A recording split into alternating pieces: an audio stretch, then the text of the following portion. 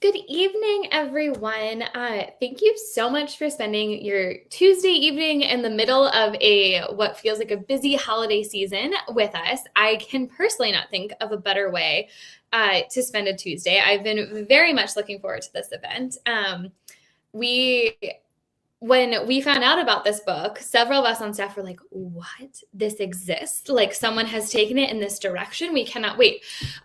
So we have long been looking forward to this event this evening, and we hope you have been as well. Just a reminder, we are quickly getting to the time where we cannot guarantee shipping for books. I think you've probably seen us hit that on social media so hard, and that is because it's basically here. So you can still purchase your book this evening, and we should be able to get it to you before the holidays. I, for one, think this is such a great gifting book because it's a new release. So you can pretty much guarantee that like that person on your list who loves to read books probably hasn't gotten to this one yet. Or maybe they know it exists, but they know they get lots of books for the holiday season. So they're holding off on purchasing it. And it makes such a great gift. I think this is such a well-rounded book in so many different areas. So, without any further ado, I am going to get us started for the evening. My name is Stephanie. I've been blabbing to you for like a whole minute and a half now and not even telling you who I am. So if you don't recognize my face, I am Stephanie, and I am the Director of Operations for The Novel Neighbor. We are an independently owned and operated bookstore that's located in St. Louis, Missouri, and we love books. I don't know a bookseller who doesn't, but I think we love them so much. And like I said, we've been really looking forward to this book for a really long time. And if you're not familiar with the book we're talking about, you will know very shortly. But first, I want to introduce our author. The amazing Colleen Cambridge is a pseudonym for a New York Times and USA Today bestselling author whose books have been translated into more than 8 languages. She lives in the Midwest. Shout out to the Midwest. And is hard at work on her next novel. You can visit her at ColleenCambridge.com. So without any further ado, please join me in welcoming Colleen. Hello. How are you this evening?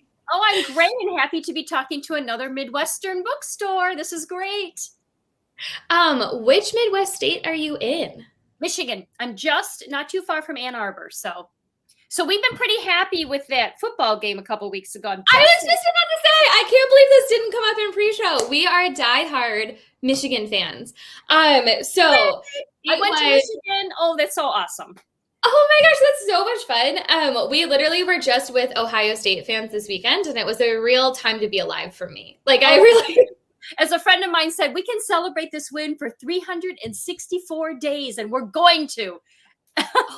Oh, I will make the most out of this win to the fullest. I'll be right there with you. Oh my gosh, well, that is so amazing. I didn't even think to ask you that before because we have family that lives outside of Ann Arbor. So that is so cool. That is awesome. And it's so nice to be in the same time zone as someone else. Yes. Well, we're actually an hour different. I think we're an hour different. Oh, that's true. No, I just said that. Yes, and I know that. Our family is an hour behind. 7:30 for me, yeah. Mm-hmm. Okay, well, we're still the Midwest. That's really, I guess, what Midwest. I mean. Close enough. It works for me. Well, thank you so much for being here. I guess I should have said at the beginning, not only we're talking about you, but we're talking about Murder at Mallowan Hall, which it is my perfect winter book. And I'm sure I'm going to gush about this book like 1,000 times this evening. I was not lying when I said we had ordered a bunch of these, and it was on, like, someone on staff had read it ahead of time. But, we spend so much time trying to read ahead that, like, and she must have mentioned it like months ago, but literally the week of it coming out, we're looking at the new releases, deciding what we're going to post on social media, all this other stuff. And someone goes, did you know there is a mystery book that came out about Agatha Christie's Maid? And they started losing it downstairs. Everyone was like, what book are you talking about? What do you mean? So everyone loves this. But if you don't, and that's of course when someone was like, I told y'all about that book. And we were like, okay, a lot has happened in several months. Like I forget, the Golden Globes just came out. And I'm like, I forgot some of those shows even came out in this year. Like everything feels so long with COVID. But for people who aren't familiar with Murder at Mallowan Hall or just tuning in and want to know what book we're talking about, you can tell everyone much better than I could what this book is about. So what is Murder at Mallowan Hall? So Murder at Mallowan Hall is a murder mystery, a cozy mystery that takes place in Agatha Christie's house. Basically, one morning during a house party, her housekeeper, Phyllida Bright, who is the main character of the book, comes down into the library. She's going to open the curtains of the library. There's a big house party going on at Mallowan Hall. She opens the doors to the library, and there is a man lying on the floor with a fountain pen protruding from his neck and a whole lot of blood everywhere. And of course, Phyllida's first reaction is, oh my God, there's a dead body. And her second reaction is, how the hell am I going to get all the blood out of this? Because we've got guests here. So not to make light of the murder, because really it is a horrific thing. She does run over and she checks to make sure the man is actually dead, which he was. And then, of course, she has to call the constabulary to let them know. And of course, that was a problem, because she calls the constabulary and the constable is going, are you telling me there's a dead body in Agatha Christie's library? And he just doesn't take her seriously at all. And so she has to get very firm with him. But eventually, they get the constable out there, the inspector out there, and then they have to figure out who done it. So there we go. That was the situation. I mean, and if that doesn't sell somebody on this book, I simply don't know what will. Because that's all I needed to hear. That's all any of us needed to hear. We were like, we have to read this. We have to have our hands on it immediately. It's such a fun concept. And it's kind of one of those where you're like, this is so original, and also simultaneously, I can't believe that someone didn't think of this before. Like, if this is the ultimate thing to do. So where did this idea come from for you? Like, what inspired you to play on this Agatha Christie thing, but add in your own Phyllida, who is such a lovable character? I love Phyllida too, actually. And the minute she walked on the page and, saw the dead body and did not scream, I just want to point out, she did not scream when she saw the dead body. There's a reason for that. She worked during World War I as a nurse on the front lines. So actually, I have to confess, the idea was not mine. I wish it had been my idea. I wish I could take credit for it. I take credit for everything else, but not the idea. My editor was the one who had the idea. And it's really great when the editor or the publishing house has, an idea, because they have such a pulse on the market and what's coming up, what they've seen come through, what they know is happening. So the fact that they came up with this idea and suggested that I write it, which I loved, and the fact that they knew that this would probably be a concept that would catch people's interest. So I feel very grateful that I was sort of gifted with this idea. And really what they said was Agatha Christie's housekeeper solving mysteries. And then from there, I had the complete freedom to develop the series, the character, the setting, all of that. And fortunately, they liked what I came up with, and other people have liked it too. So I feel very fortunate about that. Oh my gosh. I mean, I think liked is a subtle thing to say. I think I'm so grateful to hear that. Thank you very much. I really, really sincerely am appreciative. Thank you. Yes, of course. I mean, and to that point, like, I do echo the shout out. I mean, who does cozy mysteries better than Kensington? Exactly, right? I know. They know the market, and that's why it's just a side note. I have another series that's going to be coming out from Kensington. It's kind of in the same milieu as this one, but different. And it's another one of those things where, we have this great idea. Who's going to write it? And they came to me, fortunately, again. So that's coming out a year from May. So we'll be in touch. Because you might have that one too. Yes. Oh my gosh. I cannot wait to discuss more about that offline, if you will. Because as a bookseller, we are constantly asked for, like, I do think that it's something, Agatha Christie is having a huge moment. Cozy mysteries are having a huge moment. I think especially we're seeing, with everything going on with COVID and the world, like, people who, just as romance sales are up, we're seeing like a huge demand for these cozy mysteries where, like, you're led down this, journey, but nothing's going to be like too terrible. You always know they're going to get the person, and you're kind of going to get this satisfying ending, right? But if people come in and know one thing, whoever they're shopping for, it's like, well, she loves Agatha Christie, or they love Agatha Christie. And so it's like, well, this is such a natural fit to be like, great, we have the perfect thing for them that will, like, make them feel as if they're in that world still, even if they've read everything that Agatha Christie has ever written, which in of itself is a wow accomplishment. Yeah. But yeah, right.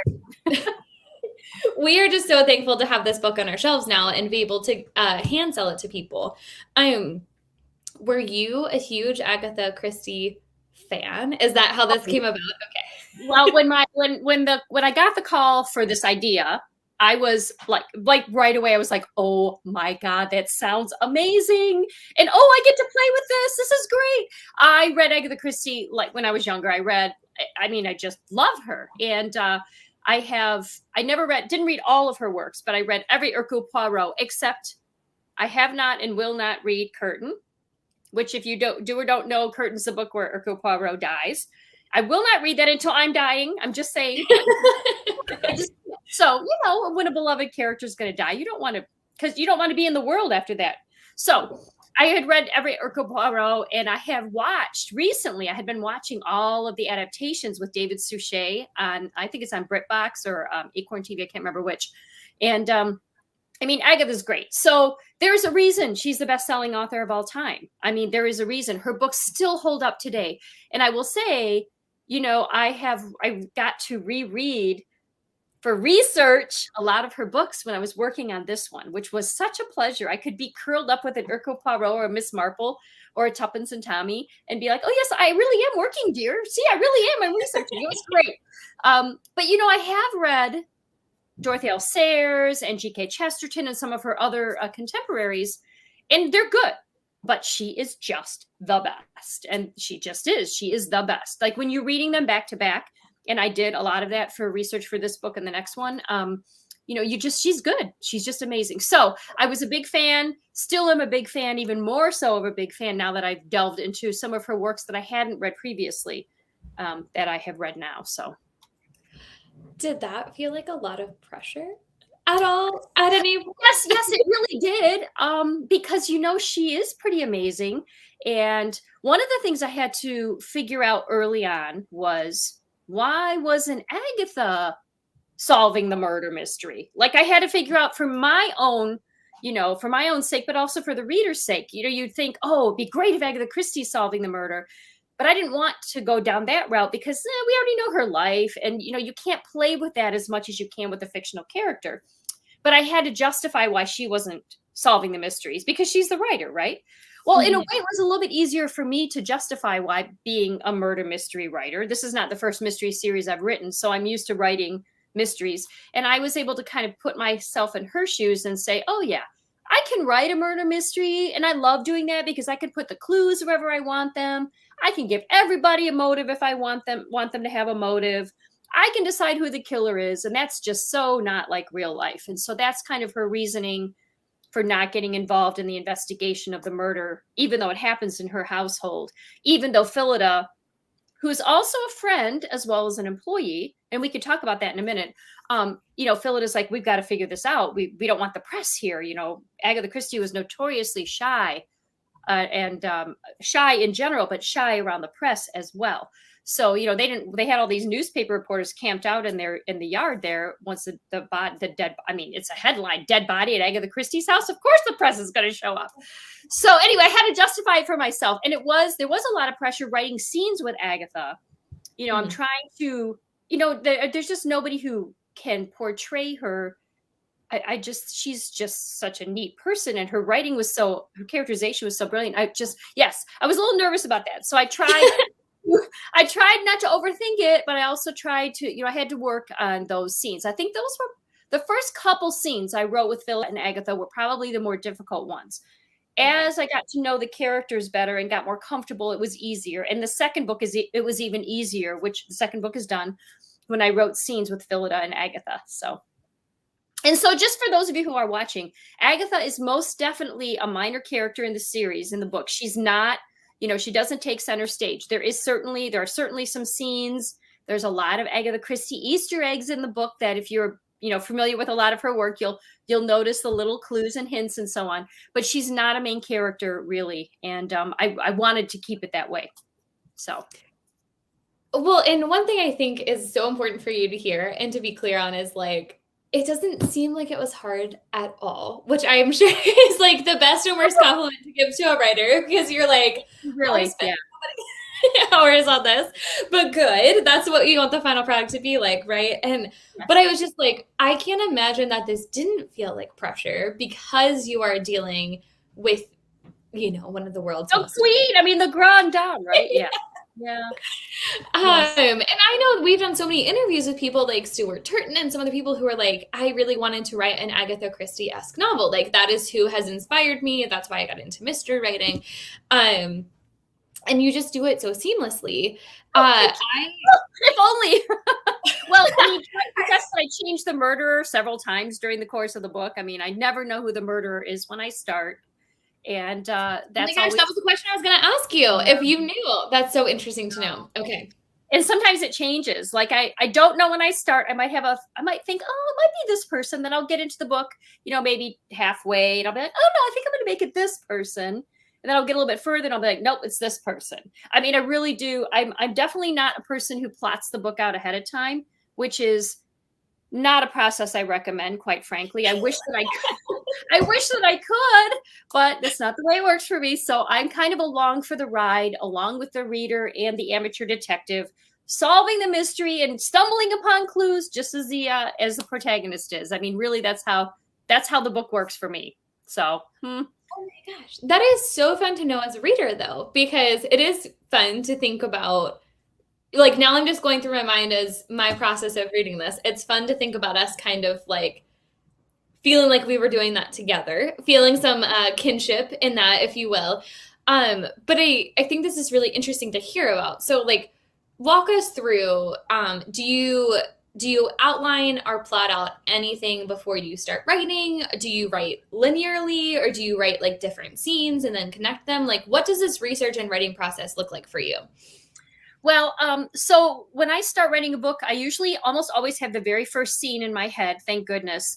And then usually there's nothing after that. Like I have no idea what happens after that. So basically I'm writing and I'm just putting myself in the head of the protagonist, the amateur detective. What would she do next? What would I do next if I were her? And so I generally write linearly. I don't plot far out at all. I don't even really know a character is going to show up until they do. Like I obviously knew there was a butler, Mr. Dobble, and immediately I knew his name. Like his name just came to me. He's Mr. Dobble. That's just his name.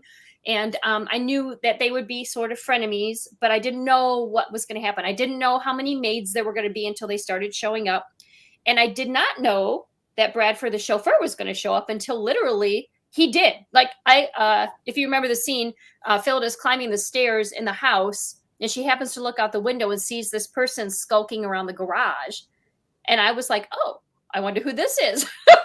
Because I didn't know. I mean, I literally didn't know. And then I was like, oh, it's maybe the chauffeur. And literally that's how it works out for me. So I am in her shoes a lot. Now, I will say that, when I'm first writing a scene, I'm in her shoes and it's news to me what's happening. But then I go back and I'm always tweaking my book as I'm writing it. So I do go back and tweak things and clarify things and add in clues and red herrings and so on. So by the time I get to the end of the book is done. Like I have massaged the crap out of it for, months all the time. But then when I get done, I get done. Now, what is interesting, you asked if I write in order. I do, except there's always a point in these murder mysteries, always for me, where I get like maybe I'm almost to the end. I just can't, I'm not at the big scene, the big, scene. And then there's the denouement where everything's explained. And I don't always know how to get to the big scene, but I know what's going to happen in the denouement. And I know that all has to be explained. So I will jump ahead and write the denouement, which explains the murder and everything so that everything's clear in my head. And then I'll go back and write that big scene where, whatever, there's a danger scene or there's like a big, climactic scene. So then I'll have the denouement, and then I usually put a little scene at the end, like a wrap-up scene that's not the denouement, like with the characters after the bad guy's been. So that's the only time I'm kind of out of order writing, is I jump ahead to the denouement, make sure I have everything clear in my head, and then go back and just knit it all together. Weird. I know, very weird. And it changes with everything. Weird. That is so fascinating to hear. I love hearing this inside track of like, my mind is just spinning of like how how you can jump ahead and do that and come back to this. That's that's to keep my sanity, because really, the denouement, they explain everything. So I'm like, okay, I better make sure that it all makes sense, that I covered everything, and that's kind of like my check on myself. Okay. So, and that actually helps me. It really does. I never used to do that, but recently, like the last 3 or 4 books, I've been jumping ahead, doing the explanation scene, then going back. So whatever works. Yeah, I'm glad you found what works for you. It's clearly working for the rest of us. So this is set in the 1930s. Yes. Did that entail, and as you mentioned, Phyllida, and you kind of, I think this is early enough in the book that I would not count this as a spoiler for anyone listening. No. You come to find out that Phyllida and Agatha are friends, kind of from this World War I experience that they shared at the hospital, right? What research did that entail? Because I feel like you do such a great job of putting in, and I definitely want to get to the Agatha Easter eggs, but especially like just references, and like this is very much, everything takes place at the bulk of everything takes place at Agatha's estate, which entails like the library and like how lights go on. Like I'm just thinking of these different details. I am so sorry. Can you hear the car alarm going off outside our window? Is that what that is? I didn't know what it was, but it's not. I certainly don't know how to fix that, and I am sorry. I would fix it if I could. I'll try to be louder than that. Yeah. Great, fixed it. See, I just had to speak it out loud. Wow. Magic. What research did all of that entail? Did you have to kind of go back, or were you already familiar with the 1930s and things that would have been around, like World War I, etc.? Well, first of all, Mallowan Hall and the staff and everything, that's completely fictional. So I wasn't restricted by any of Agatha Christie's own actual homes. And she owned several. She had one in London, one in Devon, and then I think she had another one somewhere. I can't remember where right now, but so that's all fictional. And I wanted it to be fictional because I wanted plenty of room to have dead bodies, to develop a big staff. I didn't want to be restricted. So I was doing research for what it was like living on a large estate in the 20s and 30s. And I really honestly did have Downton Abbey in my head, in my head, even though, she never lived in a house that big. I mean, she just didn't. That's one of those things we're just going with, to make the story more interesting. So I did some research on that. A couple of the things that really helped my research was, one, reading books by her set during that time period, because then I got, you get little details that people just don't think about, like turns of phrase, the way they describe things, just really minor everyday things to them that wouldn't necessarily be something we might know about. Like they called nail polish nail varnish. And there were just certain things that, that I just picked up on. Like I said, turns of phrase or the way they interacted with each other, the things that they did, just that. So that helped. I also read several memoirs of servants and cooks and housekeepers in that time period. So it's from their perspective. And so I'm getting some of their, experiences and the funny stories that happened to them and things like that. I did some research with just some regular sort of educational nonfiction books. A book called Servants is one of the ones I used. And I also have a copy of Mrs. Beeton's Household Management, which is like this big. And it was like the Bible for running a household in England. And they still publish Mrs. Beeton's. And it's been being published for like 50 years. So I managed to get a hold of a copy of one from right around the 1930, 31. So it's pretty timely. So I was able to use that a little bit, and I'll be using that more as the series goes on. So that was the main, research. I also had to do a little bit of research about Agatha's life, just to figure out where in her lifetime I wanted to set this series. Again, the idea was Agatha Christie's housekeeper solving mysteries, but where, when, and how was really up to me to develop. And so by the time this book takes place, and it's in the 30s, early 30s, and I'm specifically not giving a year because hopefully the series will go for a while, and I don't want to butt up to World War II so we're just going to keep it in the early to mid 30s and just, keep it cozy. So it was the time of her life where she had just gotten married to Max Mallowan, with whom she had a wonderful, happy marriage for the rest of her life. And it was after the very difficult divorce with Archie. And she had started to make a real name for herself. She was becoming pretty well known at that point. So, you know, she was established and she was happy and she was still young enough to enjoy, you know, life and travel and everything. So it seemed like the right time to set the book or the series. Yeah. Well, and I think that's the perfect time to bring up, there's so many, I do want to circle back to Downton Abbey as well, because it's so funny that you say that, because I was like, this is giving me similar vibes. Oh, yeah. But there's so many great Agatha Christie Easter eggs. And it was one of those moments where, as a bookseller, who I feel like knows, I am certainly not, you know, I am a multi-genre bookseller. We are not a niche bookstore. So I have a healthy understanding of Agatha Christie books. I've read many Agatha Christie books myself, like even before becoming a bookseller. But I realize it's kind of one of those things where, like, I don't actually know a ton about Agatha Christie as a person. I know generally when she lived and when she died. You know, I feel like I know very, like, surface level things, but I know much more about her books than about her. And so especially as I was, like, getting into it, I was like, is this all true? Like, what? And I was going back into her life, which is, I think, also one of the things that made me love the book so much, where, like, because you just, like, slip so many fun little, like you said, the divorce, you know, like, establishing how they know each other, like, where Agatha is in her life. And it really led me down a whole deep pit of, like, just learning more about Agatha in and of herself.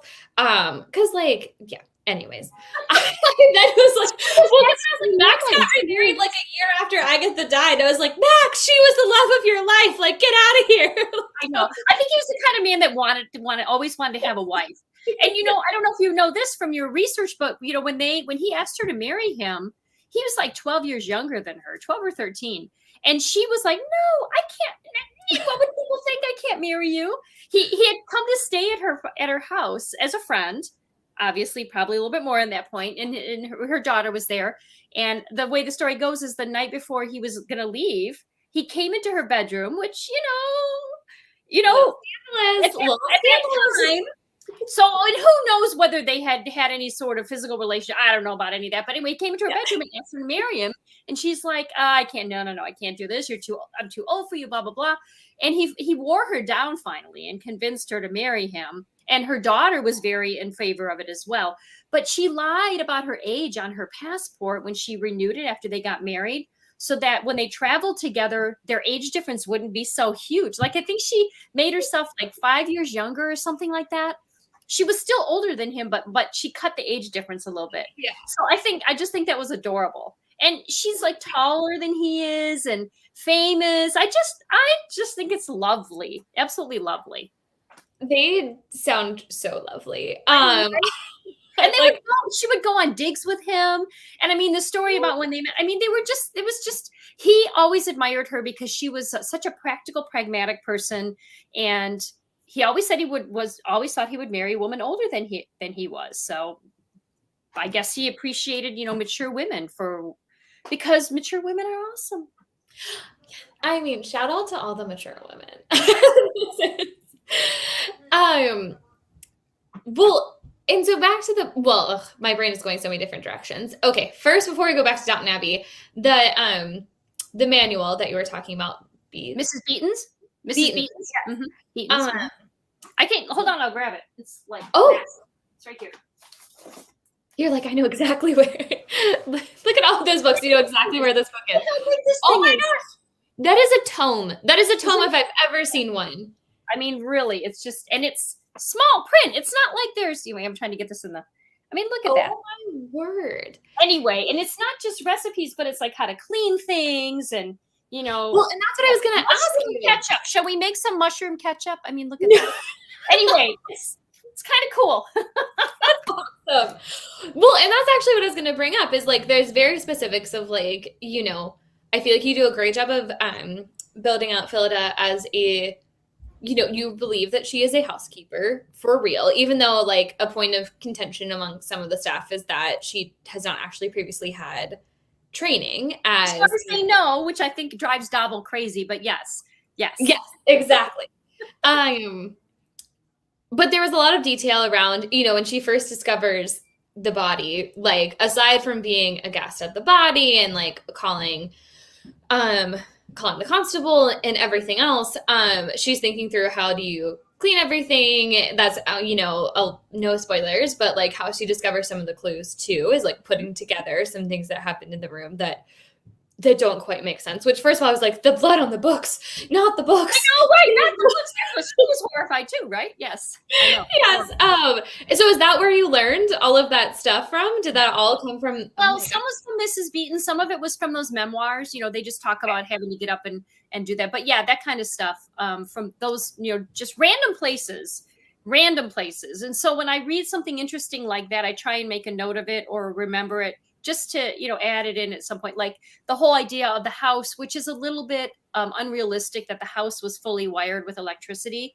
It could have been, but those big houses, that were built at the turn of the century, it was expensive to wire them for electricity. And the chances of a big house like that being wired with electricity are not great, but that was the way it was going to be. Phyllida was not going to be working in a house where she had to be, having her staff cleaning oil lanterns all the time because they're messy, and she didn't want to have to deal with that.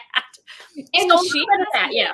Phyllida has some strong opinions. She does indeed, yes. That's the thing. So we don't really actually know how old Phyllida is, but we can extrapolate and infer, because she and Agatha were friends when they worked at the hospital together and during World War I. And Agatha, this is fact, Agatha worked at the dispensary at the hospital.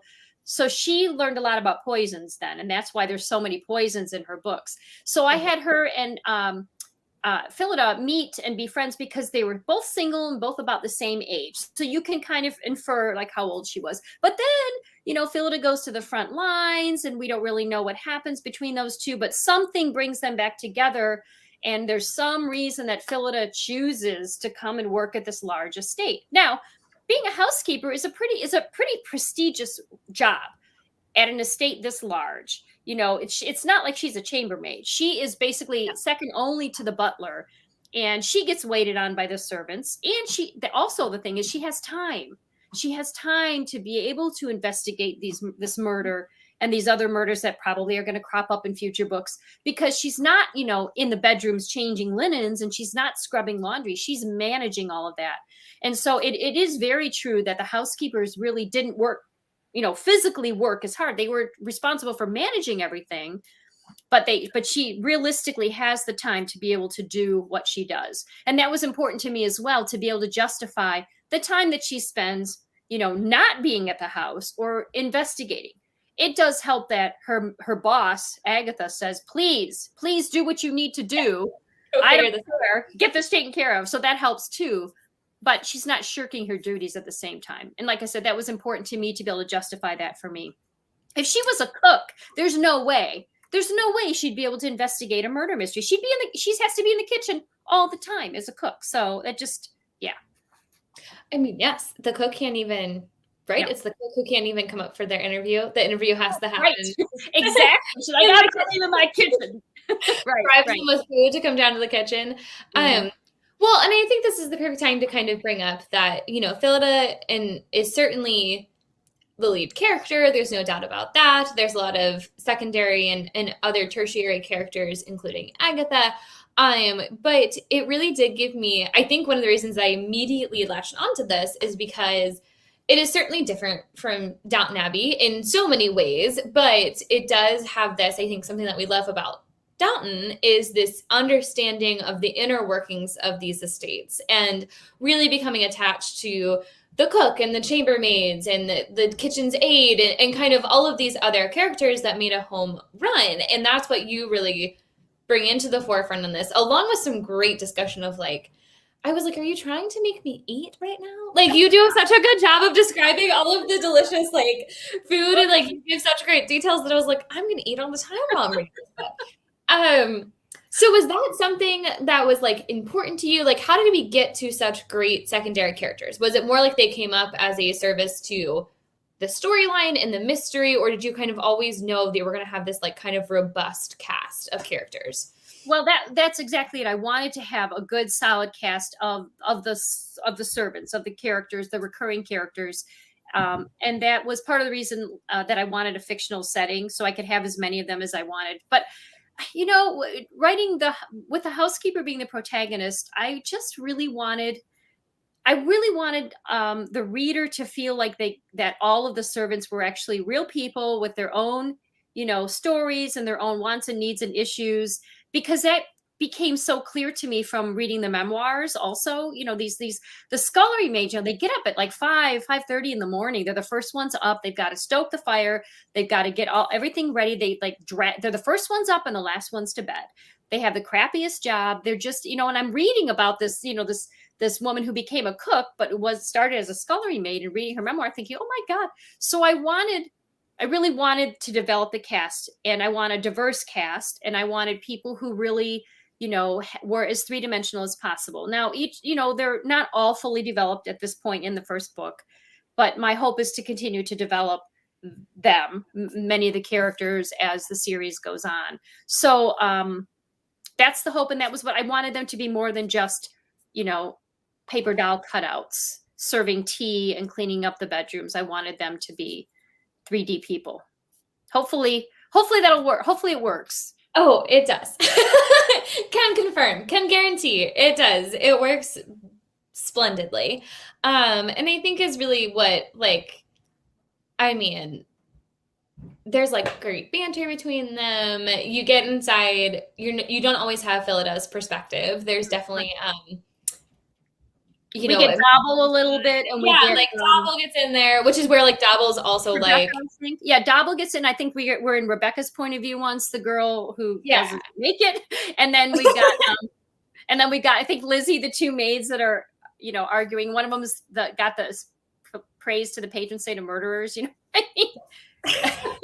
So anyway, just trying to make them slightly different, not just all the same, talking the same way, having the same perspective. You've got two chambermaids, but trying to make them be distinct personalities was a challenge, but it was super fun to be able to think about that.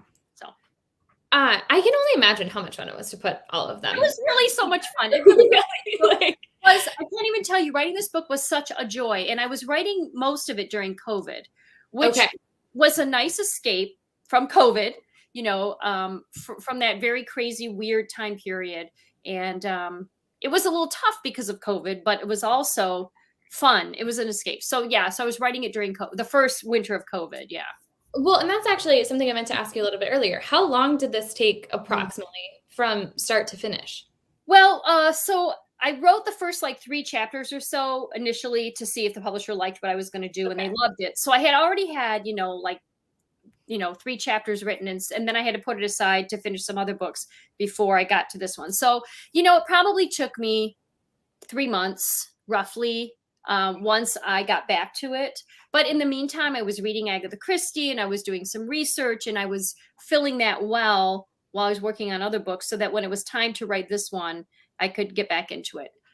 So it's not like I was going anywhere and doing anything during COVID. But I will say that made it hard too. Everybody was saying, "Oh, writers, you should be getting a lot of writing done." It's like, no, there's too much crap going on. It was too distracting and uncertain and weird. Oh my gosh. Yeah, everybody knows. Yeah, so that is well, and so here's a question. As I'm piecing together different things about your writing process, which is incredibly fun to hear about and understand. So knowing that you wrote the first chapter, and you had mentioned earlier in this too, that you kind of always know your beginning scene, which to me says you knew that you were going to use, again, not a huge spoiler for everyone. It comes out very quickly. And I guess actually we've already said it too. I'm always so concerned with mystery thrillers of giving away key things to the audience. But it's a fountain pen is the murder weapon of choice. How did you, knowing that the murderer changed throughout and that you weren't entirely sure how this was going to end, how did you land on the fountain pen being the murder weapon? Well, see, the problem is I decided it was a fountain pen, and then I had to make everything else fit with it. Okay. So I don't want to go into detail and spoil anything, but there was a certain way that had to happen, and so I had to figure out all of that. So honestly, it really was as Phyllida was uncovering clues, it was becoming clearer to me, as it was to her, who the murderer was, and oh, it could be this, it could be this. So, and I picked a fountain pen because it's just kind of ridiculous. Like, it's a little ridiculous. Okay, so here's the story. Okay, so I have a very good friend. One of my closest friends is married to an emergency room physician. So he is my go-to person for anything medical. And I'll text him or I'll call him. I'll be like, hey, I need somebody to die. And he'll be like, okay, how much blood? How long do they need to suffer? You know, what time period? He'll ask me all these questions. And it's usually, I'll be like, lots of blood right away, 1930. So anyway, so he has been giving me hell for this whole fountain pen in the neck. He's like, oh, come on. You're not going to kill somebody with a fountain pen in the neck, one strike and everything. But funny enough, before I had that conversation with him, I had been out to lunch with some friends, and one of them was a cop. And he actually said that he had seen somebody die from a pencil in the neck. So I'm like, okay, this is real life. This is legit. It happened. So anyway, so it was just one of those little things. But the thing is, with a cozy mystery, we don't spend a lot of time with the postmortem and all of those details. Now, I wrote another series under C.M. Gleason, the Lincoln's White House Mystery Series, which is set in Washington, D.C. during the Lincoln presidency. And that's way more historically accurate as far as like detail. I shouldn't say accurate, but it's historical detail. And I actually have a doctor who's doing sort of postmortems. So I'm spending more time on those details in that series than I did in this series, because in an Agatha Christie-esque book, we just don't get, we don't go in and see the postmortem. They don't really do a lot with, they don't do a lot with that. So I wasn't as worried about it, but it is legit. The cop told me he knew somebody who died from a pencil in the neck, and I'm like, I'm going with it. So one of the times that I audibly laughed out loud, I'm trying to think of what the exact scene is, but basically there's something where like, is it Agatha who kind of says to Phyllida, like when they're kind of having their first chat, I think is when it happens. She's kind of like, how do you know it was a murder? And she's like, well, a fountain pen is in his neck. Like, I don't think that he put it. Yeah. I laughed out loud. And I bought in. So you can tell your emergency. I'm going to tell my yeah. Yeah, he does razz me about that. He's like, oh, I don't know about that. So, but I do. He's very, he's a good resource for me for lots of other stuff. So. Yes, I'm certain that I've probably seen as an avid Grey's Anatomy fan. I'm pretty sure I've seen a fountain pen in the neck, or a pencil or a pen or something. Yes, I think his point was, wow, that person was really accurate. They got him right in the neck with one strike. But again, it's a cozy. I mean, if you watch or read cozy mysteries, sometimes the murders are kind of ridiculous, but yes, it's kind of fun because it's entertaining. Yeah, right. Yes, we're certainly not reading cozy mysteries for like a super detailed description of how somebody died and what. It's much more, I'm reading them, at least personally, for the whodunit factor and like piecing together how they got to this point, not really like that aspect of things. Yes, and I think the characters too, at least I think that's, people read cozies for the characters that arch over from book to book and that little whodunit, element. Exactly. They're not reading it for the science. For these particular books, they're not reading it for the science. That's just not one of the big elements. So I feel okay with, being a little, it's possible, but it's not probable is what I say. It's possible, but it's not probable, right? That you can, get somebody in the neck with a fountain pen. I don't go to bed and have nightmares that someone's going to stick me in the neck with a fountain pen, which is... my poor husband. I spend so much time talking about how to murder people and discussing, dismemberment and poisons and all this other stuff, because whenever we're with my ER doc friend, we're always discussing my next dead body, because I always have a dead body I'm working on, something in some book. And my husband, gets a little nervous, but he says he's used to it. He sleeps fine. He's not too worried. Poor guy is like, my wife knows a lot about how to kill me. Yeah. Unfortunately, it's all stuff from the 1930s, arsenic, rat poisoning, all that shit, right? Yeah, you're like, it's not really realistic that it would happen now. Right, exactly, yeah. Well, and I do want to say to everyone watching, if I haven't said this, because I realize I think I've been monotonizing and loving the time that I get with Colleen, please feel free to throw some questions in the chat. We're happy to incorporate any of these questions, or if I'm not following up on something that you'd love to hear more about. But my question, and I don't know if you can answer this, so you might have to choose maybe your second or third, but is there a favorite scene that you have in this book that you can describe or talk about without spoiling. Yeah. Well, I feel like it's really tough. Yeah. Well, I like the scenes. I like the scene in the garage with Phyllida and Bradford when she meets him the first time, when she bumps her head and she is not going to let him know that she bumped her head and she hurt her head. So because she's not, and I also like the scene where she dives under the bed and she, she's, and I don't think this is much of a spoiler. She's looking, because it's early on, she's looking in a bedroom and somebody comes in, so she dives under the bed to hide, and she dives in like facing the wrong way, like you would if you were diving under the bed, but she couldn't. So she's facing the wrong way, so she can't see who the person is, their shoes when they come in the room, and she can't turn around. So I was like, and I'm thinking to myself, all right, Phyllida is the kind of person that would be mortified if she was caught in this situation, like mortified. And she's, really annoyed at herself for screwing this up. And so I enjoyed that scene. I feel like there was another one that I really liked, but well, I like the scenes with Mr. Dobble too and the cats. I don't know. I mean, Mr. Dobble's ongoing thing with the cats is just hilarious. Yeah, he's not happy about that. Or Chintz. He does not care for Chintz. He does not care. And I'll tell you, this is a little hint for the second book. So in the second book, Phyllida is absent from the house for a little while because she's doing a project in town, which is totally fine. It's a project for Agatha. And so Mr. Dobble is in charge of the maids, and he keeps removing all the Chintz pillows out of the parlors and stuff because he hates them. Unreal. Well, and for anyone watching, chintz is basically like lace, kind of. Right? It's like a shiny material. It's like real shiny. That's a shiny material. Because he also doesn't like lace. Is anything against lace? Shit, maybe I should look it up. I thought it was like very shiny material, chintz. Oh, I believe that chintz. No, he specific. I believe. Oh, he doesn't like lace and chintz. Right. You're right. Okay. I was like, I thought I remembered something too, where I was like, dude, calm down. Like. Much lace is too much, and he doesn't like the feel of chintz. So he's like, when he's in her sitting room getting interviewed by the cops, he's like, he's like looking at all this. So I really enjoy Dobble because of who he is. And his relationship with Phyllida is, they're frenemies. They both have the same goal of running the household. They both love Agatha and Max, and they want everything to go up. But he's just really annoyed that he doesn't know everything about her. Damn it, he thinks he should know everything about her. Well, and he's like so funny because he's like mad about her hair color, that like she stands out too much, that he, to call back to our earlier part of the conversation, that he can't figure out what age she is, like if she's under 40 or not, like that really, he is fun. That's a fun, would you say he's your favorite character, like outside of, like obviously Agatha's in her own thing, like you can't even, like, right. I would never make you choose. But like outside of Phyllida and like Agatha, would you say he's like one of your? I'd say it's Bradford. It's Phyllida, Bradford, Dobble are the three ones that I enjoyed writing probably the most, only because they came to me very well formed. The other maids and I like Mrs. Powell. I really like them all. And Opal Sam, the little maid that they bring in near the end who wants to know if she has to change her name.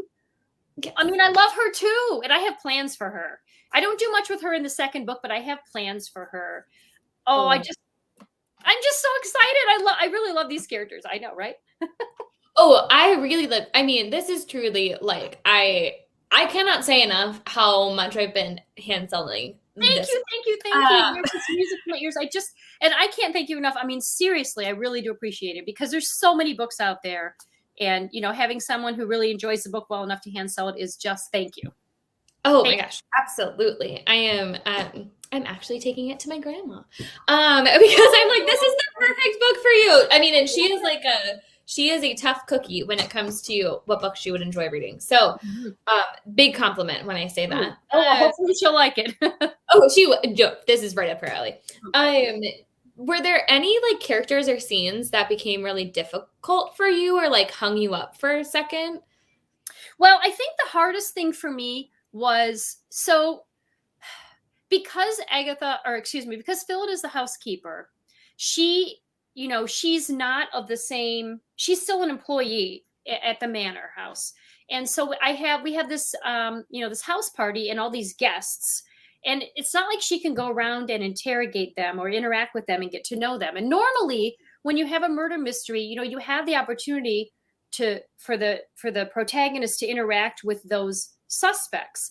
So, but the nature of the beast for this particular book was such that there was a separation between her and the suspects, which made it more difficult for me to develop the suspects and help the reader to learn things about them, which is what you try and do in a whodunit, is, you try and give the reader clues so they can figure out who done it.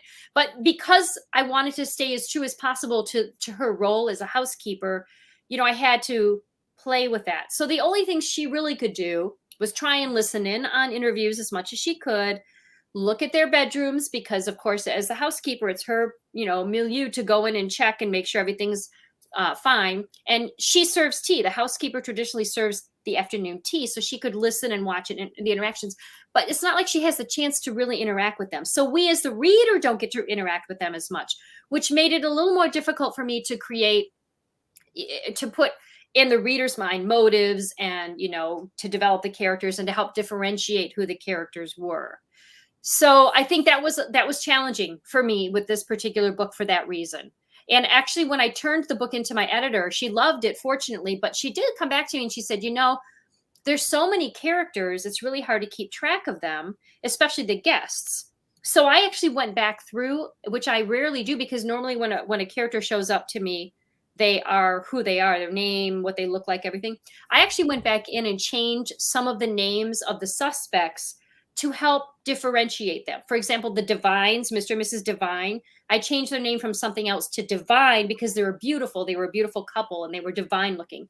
And then Mr. Sloop was, kind of a gross kind of guy. So I changed his name to sound a little more, names can really evoke something. So I did do that, but that was challenging. And I think that is probably a weakness in the book. I think that is a weakness in the book, is that we don't really get to know any of the suspects all that well because of the class differential. Listen, I know that you as a writer have to say that there's a weakness, because I'm sure that nothing is ever perfect, especially when it's your own baby, but I could have cared less. I was so busy with my staff dynamics and understanding everyone there that I was like, great, okay, awesome. And I was actually right. Right. And she got to talk to Agatha, so Agatha was able to give her those impressions too, which was the saving. Which I actually thought was very creative. Like, I loved how some of these things unfolded, or ways in which she learned about these guests that were not based on conversation, again, as well as much, but I think it's very creative, like how she discovers some of these clues or pieces together, pieces of the narrative. But I was actually going to compliment you. So it's so funny that you bring that up. And clearly the changes in editing process worked really well, where I've actually, I have recently read a book that I really wanted to love and was really struggling of this was really hard to keep track of everyone. Mm-hmm. And so this was very refreshing because I didn't have that struggle. Good. I thought it was actually very easy for the amount of characters that are introduced and that you're keeping track of. It's really, I did not find it difficult. And maybe that's because of the changes that you made, but it really works for me on that level. Well, and I read a lot of mysteries myself, and so I know when I struggle a little bit when there's a lot of characters trying to keep track of everybody. So when I do try and remember that, if I'm, if there's a lot of characters and I'm introducing someone and then they come up again later, I try and find a subtle way to remind the reader who they are without saying this is the character who was the actor, some of the way. So trying to be cognizant of that. I'm not a fan of having a cast of characters in the front of a book, only because I never use it as a reader, because I don't like to stop reading and flip back and find out who a character is. I'd rather have the hint be in the actual prose, so I don't have to stop and go back. But that's just a personal thing. That makes sense. Well, and one more question. So I have a set of fun this or that questions, if you will, for us to end. But before we get to that, was there anything that was edited out? Just speaking of this editing process of feedback that you got from the editor, changing that you miss? No, my editor loved the book. The two things she asked me to tweak were she felt that the first scene with Agatha and Phyllida was she wanted a little bit more, and that was fine because I wrote that early on. And so, as I mentioned earlier, by the time I got near the end, I was more comfortable with the character. So I went back into that. And then finding a way to help differentiate the suspects from each other. those are really the only things. I was very, very fortunate. She loved the book as it was for the most part. Yeah. Yes. Oh my God. Hopefully she'll say the same about the second. I'm sure she will. I'm sending all the positive vibes. I am truly so excited. That was actually something else that we were talking about today, where we were just like, and it's so great to have such like a fulfilling and like wonderful mystery and know that we're getting more, which I know is like, that's very typical of cozies. That's something that we would expect to see more of, but it's like, I just have so much to look forward to. That's where the pressure comes in. It's like, oh my God, you hope the second book, but yeah. So you just hope. Well, the nice thing is the first book was already done and turned in, and it hadn't been released when I was still writing the second book. So I didn't have feedback from people, which might have made sort of paralyzed. It can be paralyzing when you get not so great feedback. I've been very lucky. I've gotten very, very positive feedback on this book in general. Yes. There's been a couple little clunky reviews, but really for the most part, people seem to really have enjoyed the book. And I'm very grateful for that. I'm just hoping that everybody likes A Trace of Poison, which is the second book, which should be out. I believe it's coming out in October, late October. Hope you like that one as well. And that one I had a blast writing as well. So even if nobody likes it, I had fun doing it. So you're like, I loved it. I'm living my best life writing these. So exactly, who cares? Well, I love that. And so we've been doing this or that questions as kind of our ending ways to end this, which I cannot believe we're already at an hour. Thank you so much. You're so enjoyable to interview and talk to. This is so wonderful. So I have just a couple. Some of them are themed. Some of them are less themed, but so the first softball one is more just like themed to the season. Although now I have an idea of like, I think if you live in Michigan, there has to be a choice, but are you a snow or a sun, like warm weather person? I like my seasons. So I don't like too much of anything, but I like all four of them. Does that make sense? Well, I was like, I want to live somewhere where there's no snow. You said that was a softball. I don't know. I wouldn't want to live somewhere where there's no snow, but I also, like by like around early February, I'm like, okay, snow, I'm done with you. So well, I was gonna be like, it's gonna be really hard for you if you don't like snow. Like that's a rough thing to live in Michigan. I don't mind snow. I don't mind the seasons at all. I think each season has wonderful things and awful things. So that's fair. Fair. I mean, because sorry. We haven't gotten our first snow yet, and I am starting to I would like our first snow to happen, but then I'm also like, you're going to get, by day 2, Stephanie, remember that you hate the snow again. So like, don't yeah, we definitely get snow here. We've had snow, but no, we don't have anything on the ground right now. So, okay. The next one that's like a little less themed, but is really it's in the vein of knowing Phyllida as a character. Are you a dog or a cat person?